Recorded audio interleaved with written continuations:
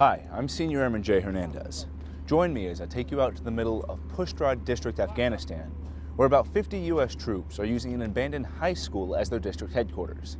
The story you're about to see gives you a brief look into the life of the 82nd Airborne, 473rd Cavalry, Bravo Troop, 3rd Platoon's daily life deployed to Afghanistan. At first glance, it looks like a weekend cookout. Burgers frying over a hot fire, and soldiers gathered around the flames, joking about the events of the day. But the bullet holes that fill the sides of the buildings and casings that litter the grounds reveal that this is the remains of a war zone.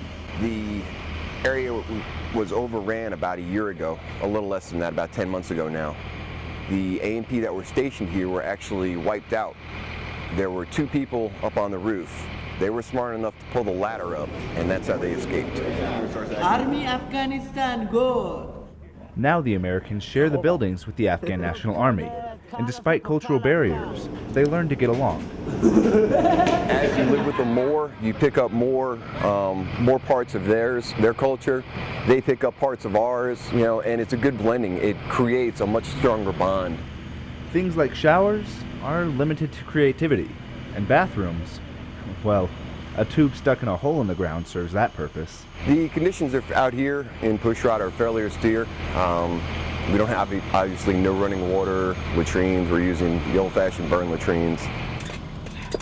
There is a small gym out here to work out at, or perhaps just help pass the time.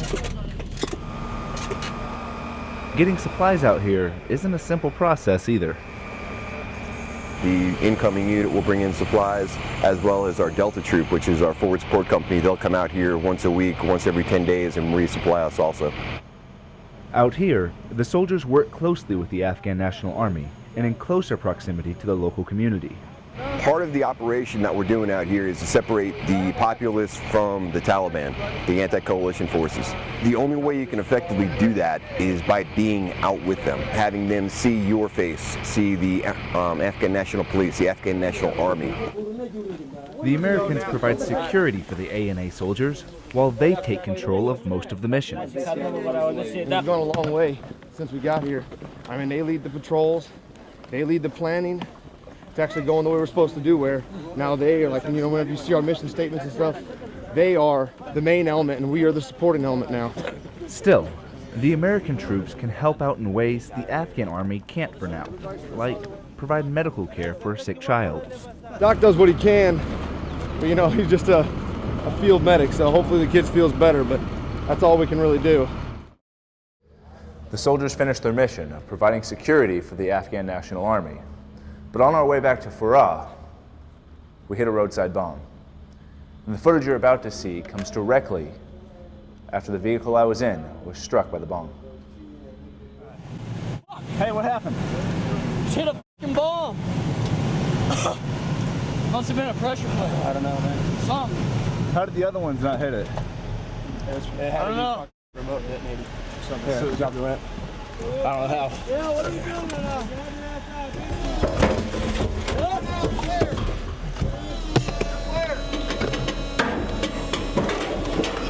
Everybody out. Let's go. Welcome to the show, baby. You all right? Yeah. You all right, big guy? I'm good. You sure? Probably some of your gear up that was on the outside. Yeah, I broke my rifle. Hey, You all right? I'm good. Just pick it up. All right, orientate security out there.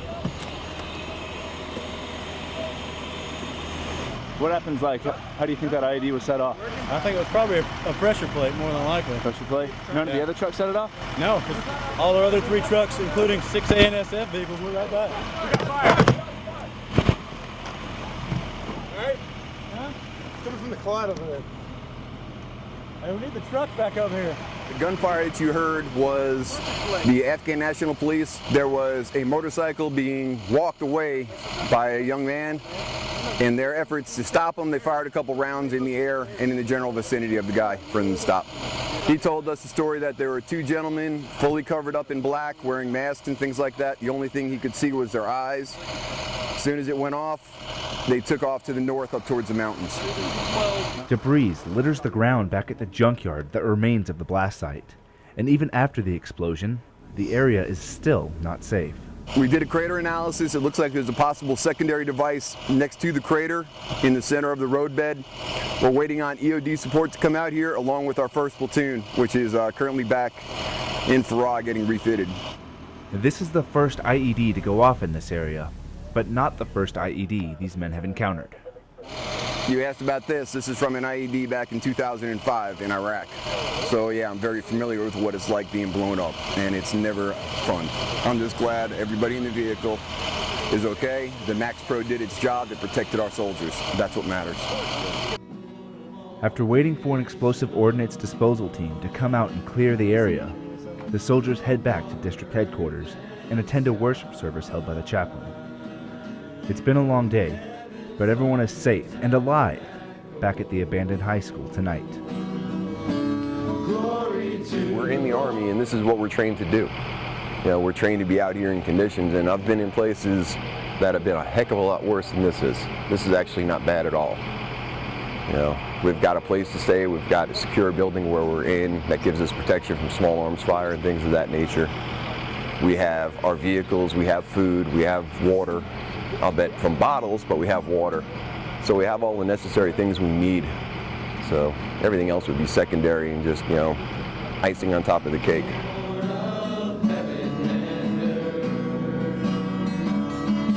Showers and things like that are always great, but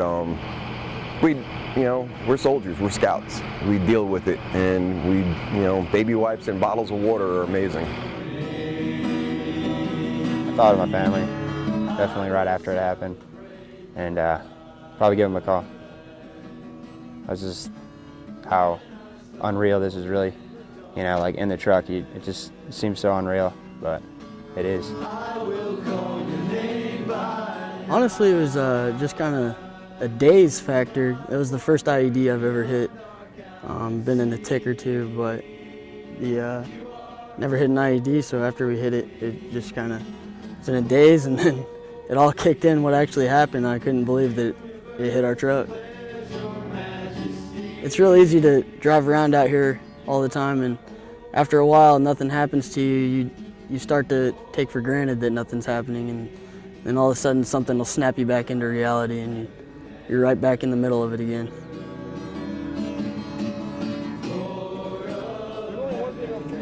Back outside, two soldiers finish the day's work of burning the waste from the bathrooms.